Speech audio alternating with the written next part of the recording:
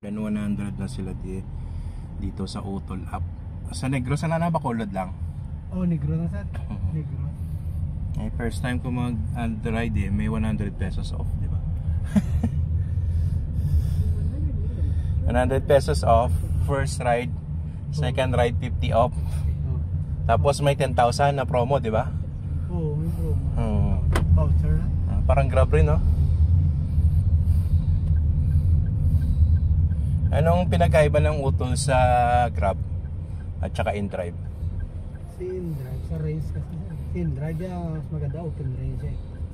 Si Utol ya? Si Utol, nakaset lang. Nakaset. Tapos parang similar si Grab at si Utol. Accept. Okay. Pero may insurance man wala? Meron sir. Timayo eh. Legit nga si Utol sir.